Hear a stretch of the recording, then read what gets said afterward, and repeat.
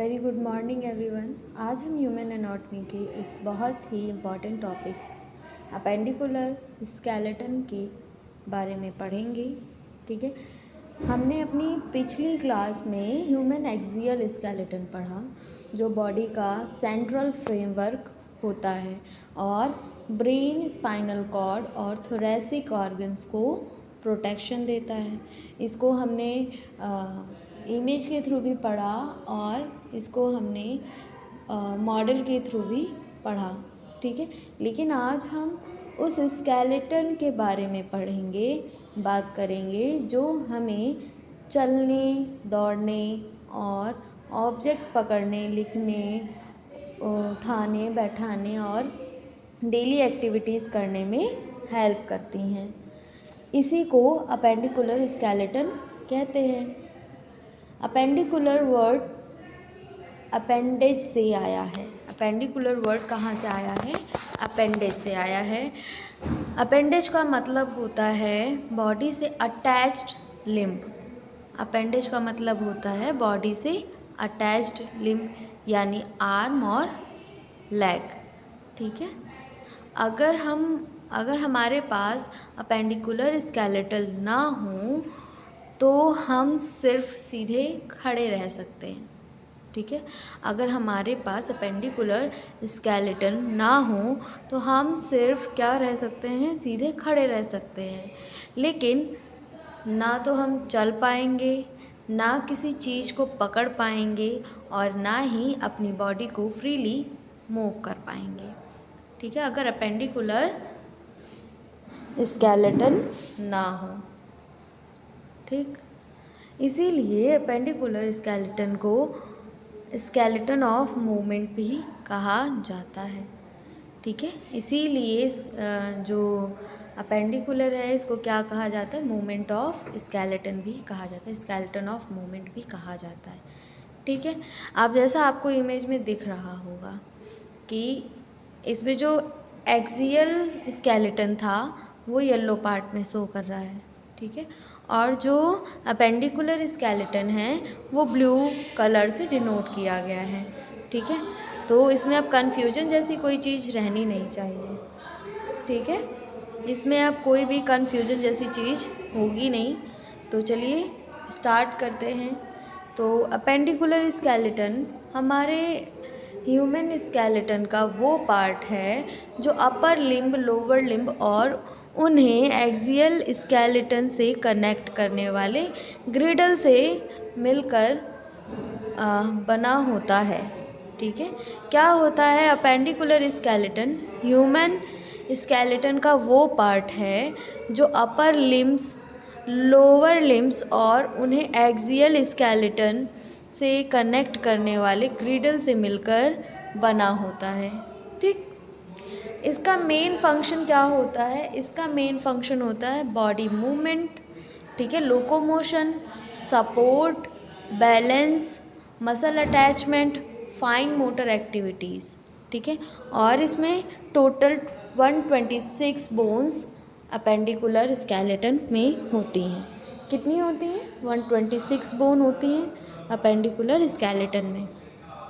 ठीक, ध्यान रखिए टोटल ह्यूमन स्केलेटन कितना होता है? 206 बोन्स होती हैं। एक्सियल स्केलेटन में कितना होता है? 80 बोन्स होती हैं। अपेंडिकुलर में 126 बोन्स होती हैं। ठीक है,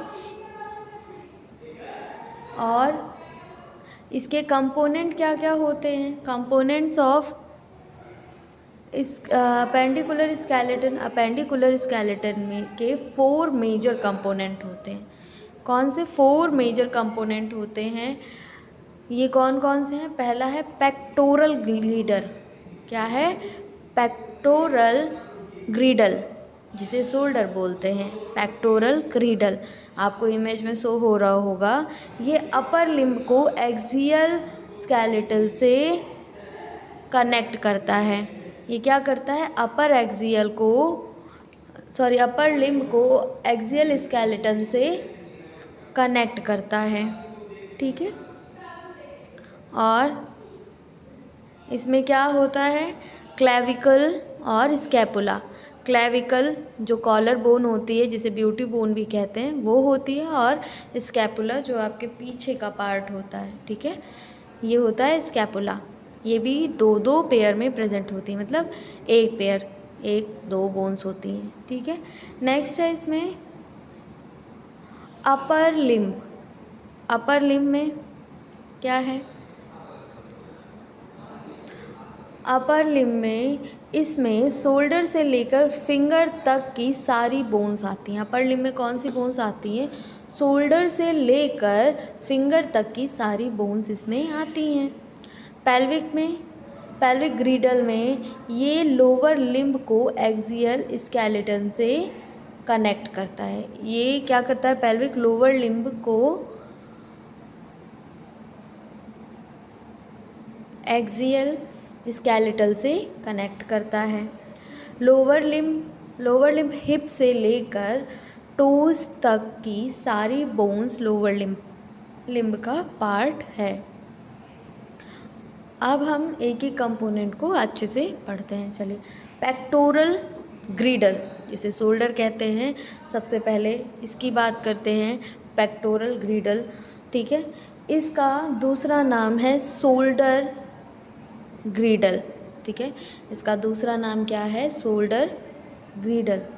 ये अपर लिम्ब का एक्सियल स्केलेटन से अटैच होता है।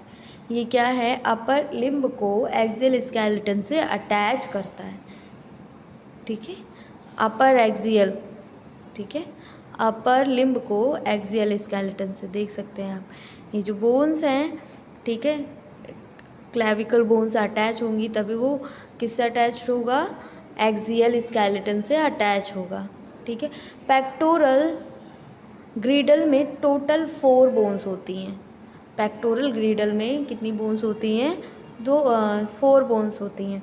क्लेविकल और 2 स्कैपुला, 2 क्लेविकल 2 स्कैपुला। ये बॉडी की राइट साइड पर क्लेविकल और एक स्कैपुला होती है। लेफ्ट साइड पर भी एक एक होती है, ठीक है। मैंने बताया था आपको कि इसी बोन को, जो क्लेविकल है, इसको कॉलर बोन, ब्यूटी बोन भी कहते हैं, ठीक है। और यही क्या करती है?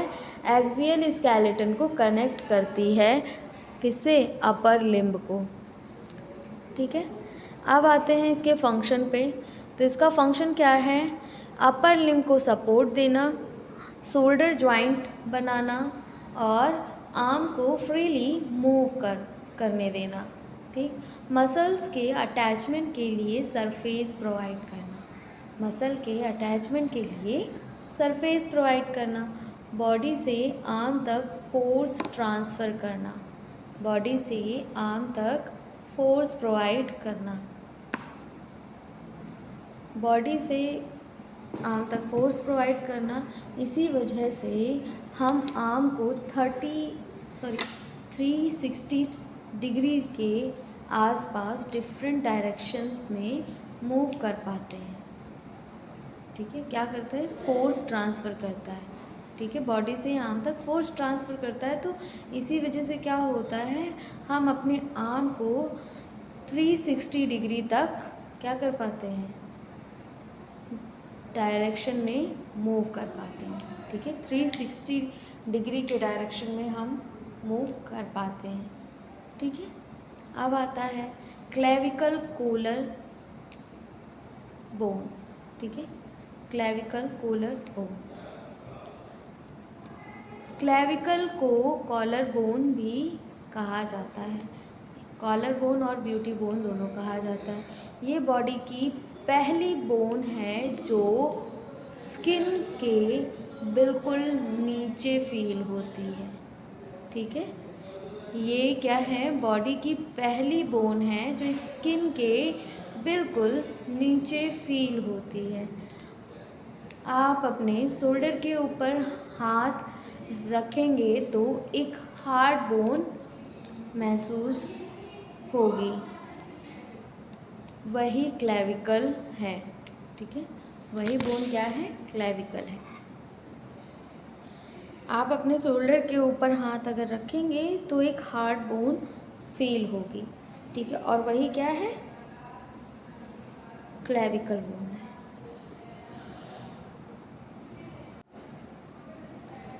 नेक्स्ट इसका शेप, क्लेविकल एक एस शेप लॉन्ग बोन होती है। क्लेविकल का शेप कैसा होता है, एस शेप की होती है और ये लॉन्ग बोन होती है, ठीक है। ये स्टर्नम को स्कैपुला से कनेक्ट करती है। ये क्या करती है, स्टर्नम को स्कैपुला से कनेक्ट करती है। इसके फंक्शंस क्या हैं, शोल्डर को सपोर्ट देती है, अपर लिम्ब का वेट एक्सियल स्केलेटन तक ट्रांसफ़र करती है। अपर लिम्ब का जो वेट है वो एक्सियल स्केलेटन तक ट्रांसफ़र का काम करती है। शोल्डर को कोलैप्स बोन शोल्डर को कोलैप्स होने से बचाती है और आर्म की फ्री मूवमेंट मेंटेन करती है। क्या करती है, शोल्डर को कोलैप्स होने से बचाती है और आर्म की फ्री मूवमेंट मेंटेन करती है। ब्लड वेसल्स और नर्व्स को प्रोटेक्शन देती है। ब्लड वेसल्स और नर्व्स को भी प्रोटेक्शन देती है। अगर क्लेविकल ना हो तो शोल्डर अंदर की तरफ गिरने लगेंगे और आर्म की मूवमेंट काफ़ी कम हो जाएगी। अगर क्लेविकल बोन नहीं होंगे तो शोल्डर्स क्या हैं, गिरने लगेंगे, ठीक है, अंदर की तरफ, और क्या होगा, आर्म भी मूवमेंट नहीं कर पाएगा।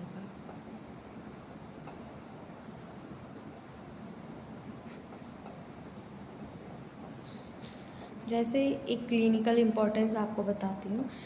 क्लेविकल बॉडी की सबसे कॉमनली फ्रैक्चर्ड बोन में से एक है। क्लेविकल क्या है, सबसे कॉमन फ्रैक्चर्ड बोन में से एक है। क्यों, क्योंकि ये स्किन से बहुत क्लोज होती है। ये क्या होती है, स्किन से बहुत क्लोज होती है और गिरने या रोड एक्सीडेंट के टाइम सबसे पहले इम्पैक्ट इसी पर पड़ता है। पेशेंट को शोल्डर में सीवियर पेन, स्वेलिंग और आर्म मूव करने में डिफ़िकल्टी होती है। नेक्स्ट आता है स्कैपुला। स्कैपुला शोल्डर ब्लेड, ठीक है। तो अब हम पेक्टोरल ग्रिडल की दूसरी बोन स्कैपुला पढ़ने जा रहे हैं, ठीक है। स्कैपुला को शोल्डर ब्लेड भी कहा जाता है। ये एक फ्लैट ट्रायंगुलर बोन होती है। इसका शेप कैसा होता है, ट्रायंगुलर शेप की ये होती है। चेस्ट के पीछे पोस्टीरियर साइड पर होती है। चेस्ट के पीछे पोस्टीरियर साइड पर होती है। हर साइड पर एक स्कैपुला होता है, मतलब राइट और लेफ्ट एक स्कैपुला प्रेजेंट होता है। इसका फंक्शन क्या है, स्कैपुला के बहुत इम्पॉर्टेंट फंक्शंस होते हैं, जैसे शोल्डर जॉइंट तक शोल्डर जॉइंट का फॉर्मेशन करती है। किसका फॉर्मेशन करती है, शोल्डर जॉइंट का फॉर्मेशन करती है। ह्यूमरस के साथ मिलकर आर्म मूवमेंट अलाउ करती है। ह्यूमरस के साथ मिलकर आर्म मूवमेंट अलाउ करती है। मसल्स को अटैचमेंट प्रोवाइड करती है और शोल्डर की स्टेबिलिटी मेंटेन करती है। जैसे स्कैपुला पर 15 से भी ज़्यादा मसल्स अटैच्ड होती हैं, ठीक है। स्कैपुला पे 15 से भी ज़्यादा मसल्स अटैच्ड होती हैं। इसी वजह से ये शोल्डर बॉडी का सबसे मोबाइल जॉइंट माना जाता है, ठीक है। ये क्या होता है, शोल्डर बॉडी का सबसे मोबाइल जॉइंट माना जाता है, मीन्स मूव करने वाला जॉइंट माना जाता है, ठीक है। इसका क्लिनिकल इम्पोर्टेंस बताते हैं। स्कैपुला बहुत स्ट्रॉन्ग बोन होती है। इसका फ्रैक्चर कॉमन नहीं होता क्योंकि ये मसल से अच्छी तरह कवर्ड होती है, ठीक है। इसमें फ्रैक्चर कॉमन नहीं होता क्योंकि ये मसल्स से बहुत अच्छी तरीके से कवर्ड होती है। मैंने बताया 15 मसल्स इसे कवर्ड करके रखती हैं, ठीक है।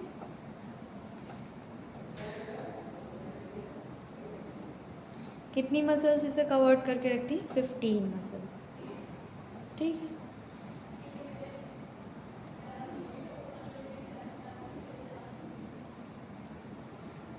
तो हमने अपर लिम्ब बोन को अभी पढ़ा, ठीक है। अपर लिम्ब बोन में क्या, पेक्टोरल ग्रीडल में पढ़ा, ठीक है। पेक्टोरल ग्रीडल में हमने क्या पढ़ा, स्कैपुला और क्लेविकल बोन, ठीक है।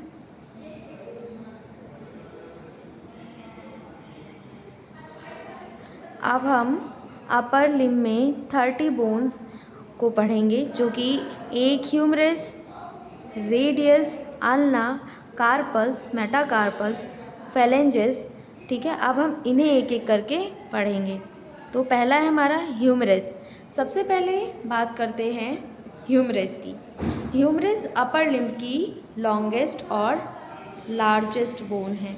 ह्यूमरस कौन सी बोन है, लॉन्गेस्ट और लार्जेस्ट बोन है, ये देखिए, लॉन्गेस्ट और लार्जेस्ट बोन है, ठीक है। ये शोल्डर से लेकर एल्बो तक प्रेजेंट रहती है। ये कहाँ तक प्रेजेंट रहती है, शोल्डर से लेके एल्बो तक प्रेजेंट रहती है, ठीक है। अपर इंड पर ह्यूमरस स्कैपुला के साथ मिलकर शोल्डर जॉइंट बनाती है। अपर इंड पर ह्यूमरस स्कैपुला के साथ मिलकर शोल्डर जॉइंट बनाती है। लोअर एंड पर ये रेडियस और अल्ना के साथ मिलकर एल्बो जॉइंट बनाती है। तो हम पढ़ रहे थे अपर एंड पर ह्यूमरस स्कैपुला के साथ मिलकर शोल्डर जॉइंट बनाती है। लोअर एंड पर ये रेडियस और अल्ना के साथ मिलकर एल्बो जॉइंट बनाती है, ठीक है। कौन सी जॉइंट बनाती है, अपर में ये बनाती है शोल्डर जॉइंट, जो ये अपर वाला पार्ट है, ठीक है। यहाँ पे शोल्डर जॉइंट बनता है, और जब ये रेडियस और अल्ना के साथ मिलती है तो कौन सी जॉइंट बनाती है, एल्बो जॉइंट बनाती है, ठीक है। एल्बो जॉइंट बनाती है। इसीलिए ह्यूमरस दो इम्पॉर्टेंट जॉइंट का पार्ट है, ठीक है। इसीलिए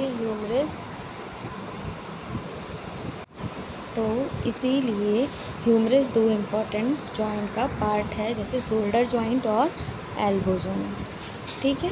अब फंक्शन ऑफ ह्यूमरस, आर्म को सपोर्ट देना और शोल्डर और एल्बो मूवमेंट करवाना, मसल्स के अटैचमेंट के लिए जगह प्रोवाइड करना, वेट लिफ्टिंग और पुशिंग मूवमेंट में हेल्प करना। अगर हम किसी बैग को उठाते हैं या क्रिकेट में बॉल थ्रो करते हैं तो ह्यूमरस बहुत इम्पोर्टेंट रोल प्ले करती है, ठीक है। तो ह्यूमरस क्या करती है, बहुत इम्पोर्टेंट रोल प्ले करती है। क्लिनिकल इम्पोर्टेंस में अगर मैं आपको बताऊं तो ह्यूमरस का surgical neck fracture elderly patient में कॉमन होता है। क्या, ह्यूमरस का surgical neck fracture elderly patient में कॉमन होता है, स्पेशली ऑस्टियोपोरोसिस वाले पेशेंट में। फ्रैक्चर होने पर पेशेंट को शोल्डर मूव करने में पेन और डिफ़िकल्टी होती है। अब आते हैं रेडियस पे। अब हम बात करेंगे रेडियस की, ठीक है। रेडियस और अल्ना। रेडियस फोर आर्म की दो बोन्स में से एक है। रेडियस क्या है, रेडियस फोर आर्म की दो बोन में से एक है, जैसा कि आप इमेज में देख सकते हैं, ठीक है। ये थंब साइड पर प्रेजेंट होती है, ठीक है। ये थंब, जहाँ आपका थंब है, अंगूठा है, इस साइड पर क्या प्रेजेंट होती है, रेडियस, और अल्ना जो आपकी सबसे छोटी फिंगर है उस साइड पर अल्ना प्रेजेंट होता है, ठीक है। याद रखिएगा, थंब साइड पर क्या प्रेजेंट होती है, रेडियस, और छोटी फिंगर की साइड पे अल्ना प्रेजेंट होता है, ठीक है। ये अगर आप अपना हाथ सीधा रखें, और मैंने बताया अगर आप लोग अपना हाथ सीधा रखेंगे और थंब की तरफ देखें, ठीक है, तो वही साइड रेडियस होती है। अब इसका फंक्शन क्या है, रिस्ट जॉइंट का मेजर पार्ट है, ये रिस्ट जॉइंट का मेजर पार्ट है, और फोर आर्म को रोटेट करने में हेल्प करती है, और प्रोनेशन और सुपिनेशन मूवमेंट करवाती है। और कौन सा मूवमेंट करवाती है, प्रोनेशन और सुपिनेशन में हेल्प करवाती है, ठीक है। और प्रोनेशन और सुपिनेशन होता क्या है? तो प्रोनेशन का मतलब है पाम को नीचे की तरफ करना, सुपिनेशन का मतलब है पाम को ऊपर की तरफ करना। ठीक है, इसी की हेल्प से हम कर पाते हैं। ये दोनों मूवमेंट मेनली रेडियस की वजह से पॉसिबल है। ये दोनों मूवमेंट मेनली रेडियस की वजह से पॉसिबल है। जैसे जब आप स्क्रू ड्राइवर घुमाते हैं या फिर डोर हैंडल रोटेट करते हैं, या फिर डोर हैंडल रोटेट करते हैं, तब रेडियस एक्टिवली काम करती है। तब क्या रेडियस एक्टिवली काम करती है। अब इसका क्लिनिकल इम्पोर्टेंस मैं आपको बता, देखिए क्लास में आपको इसके साथ साथ क्लिनिकल इम्पोर्टेंस से बताते आ रही हूँ कि मतलब क्या क्या अगर फ्रैक्चर होता है तो कैसे मतलब किस बोन पे ज़्यादा इफ़ेक्ट पड़ती है। ठीक है, तो क्लिनिकल इम्पोर्टेंस इसका क्या है? रेडियस की डिस्टल एंड फ्रैक्चर, ठीक है, बहुत कॉमन है। रेडियस की डिस्टल एंड फ्रैक्चर बहुत कॉमन है। ये यूजुअली तब होती है जब कोई पर्सन हाथ के बल गिर जाता है। ठीक है, ये कॉमन कब होती है? जब कोई पर्सन हाथ के बल पे पूरा गिर गया हो। अब आते हैं अल्ना पे। अल्ना भी फोर आर्म की बोन है। ये लिटिल फिंगर की साइड होती है। मैंने बताया अंगूठी की साइड हमारा रेडियस होता है और लिटिल फिंगर की साइड हमारा अल्ना होता है। रेडियस और अल्ना हमेशा एक साथ काम करते हैं। रेडियस और अल्ना दोनों बहनें हैं, ये दोनों एक साथ ही काम करती हैं। Function of ulna elbow joint को स्टेबिलिटी देना। एल्बो जॉइंट को क्या करता है? स्टेबिलिटी देता है। हिंज जॉइंट मूवमेंट में हेल्प करना, और हिंज जॉइंट मूवमेंट में हेल्प करती है। फोर आर्म को सपोर्ट देती है, और क्या करती है? फोर आर्म को सपोर्ट देती है। मसल एक अटैचमेंट प्रोवाइड करती है। मसल्स के अटैचमेंट प्रोवाइड करती है। रेडियस और अल्ना में डिफरेंस अब देखते हैं कि इन दोनों में क्या क्या डिफरेंस है। तो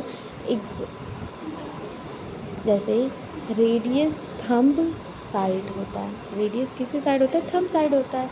रोटेशन में ज़्यादा रोल प्ले करता है। ये रोटेशन में ज़्यादा रोल प्ले करता है सुपिनेशन प्रोनेशन करने में। ठीक है, रिस्ट मूवमेंट में इम्पॉर्टेंट होता है। किस में इम्पॉर्टेंट होता है? रिस्ट मूवमेंट में इम्पॉर्टेंट होता है। अल्ना लिटिल फिंगर साइड और स्टेबिलिटी प्रोवाइड करती है। ठीक, एल्बो मूवमेंट में इम्पॉर्टेंट रोल प्ले करती है। एल्बो किस मूवमेंट में रोल प्ले करती हैं? एल्बो मूवमेंट में रोल प्ले करती हैं। ठीक है,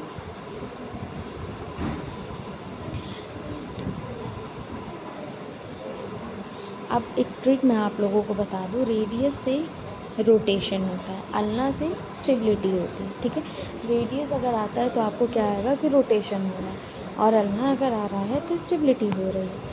अब आता है कार्पल। ठीक है, कार्पल्स जो दिया हुआ है आपकी इमेज में, कार्पल्स। ठीक है, कार्पल्स हर हैंड में 8 कार्पल्स होती हैं। सबके हाथ में 8 कार्पल्स होती हैं।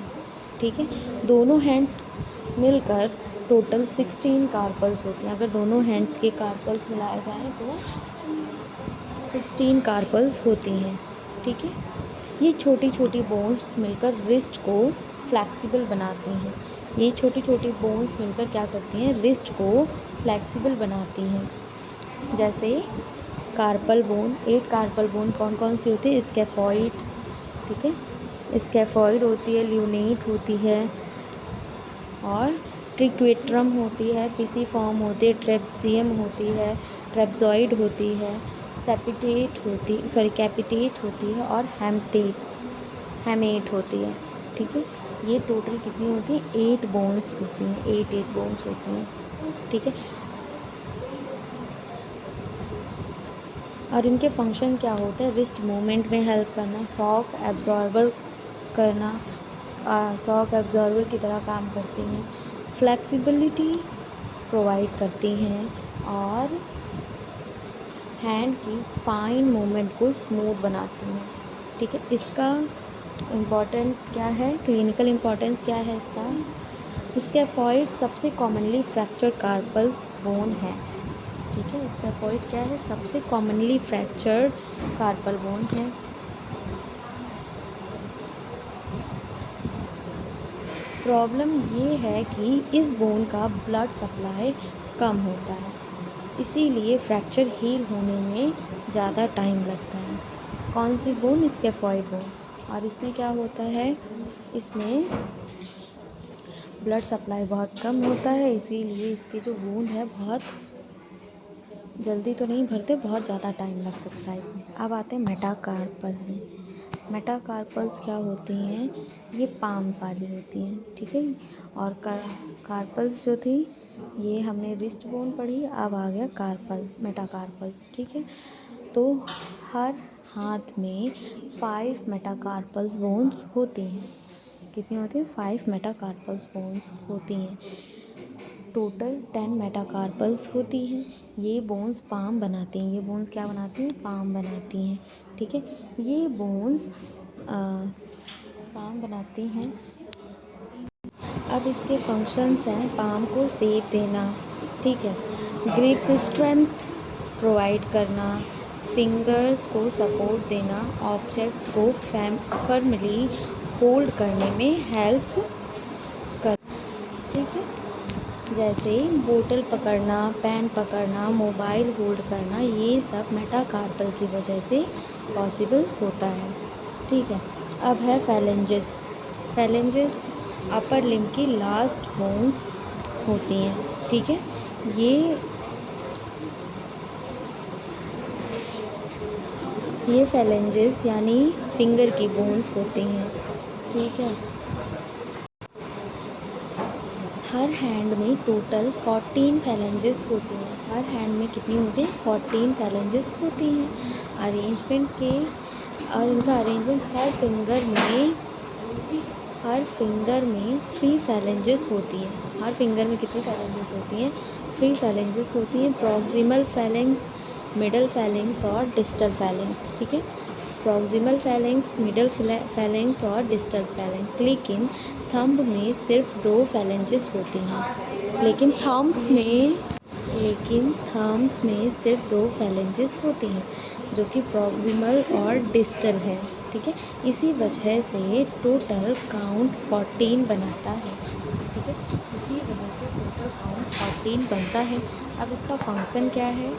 फंक्शन है इसका राइटिंग, टाइपिंग और बटन लगाना, मोबाइल यूज़ करना, फाइन मोटर एक्टिविटीज़, ठीक है। ह्यूमन हैंड की डेक्स्टरिटी और प्रिसीजन का सबसे बड़ा रीजन फिंगर और फैलेंजेस की प्रॉपर मूवमेंट है, ठीक है।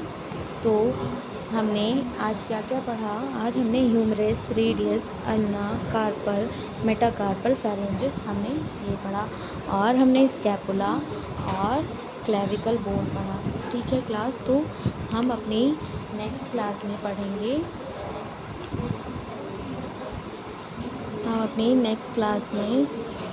पेल्विक ग्रीडल पढ़ेंगे, लोअर लिम्ब। हमने अपर लिम्ब आज हम कंप्लीट किया, अब हम पढ़ेंगे लोअर लिम्ब, ठीक है। पेल्विक ग्रीडल क्या होता है, ठीक है।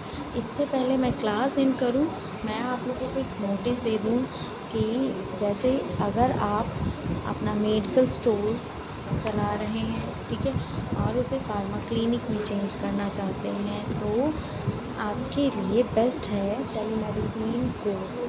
आपके लिए बेस्ट है टेलीमेडिसिन कोर्स। इसमें आपको बताया जाएगा कैसे आप अपने मेडिकल स्टोर को कॉर्पोरेट स्टोर से बेहतर कर सकते हैं और एक हेल्थ केयर का इकोसिस्टम डेवलपमेंट कर सकते हैं।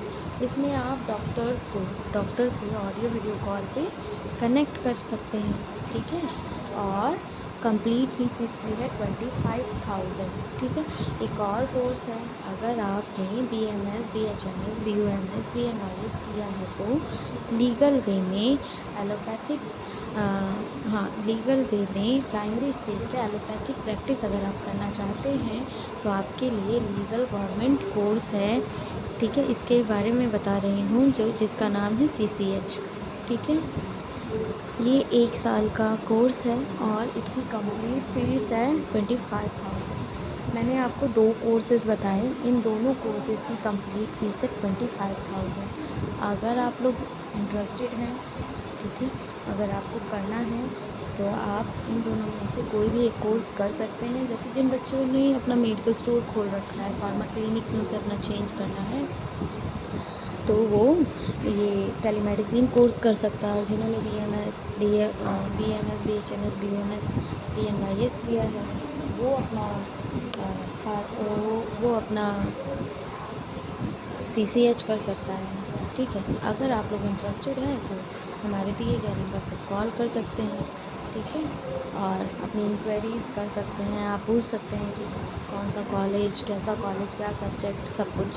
ठीक है, आपकी जितनी भी इंक्वायरीज़ रहेगी, जितनी भी क्वेरीज़ रहेगी, सब आपका क्लियर किया जाएगा। Thank you class. आज हम क्लास यहीं पर एंड करते हैं, नेक्स्ट क्लास में पढ़ेंगे आप लोअर लिम्ब। ठीक है।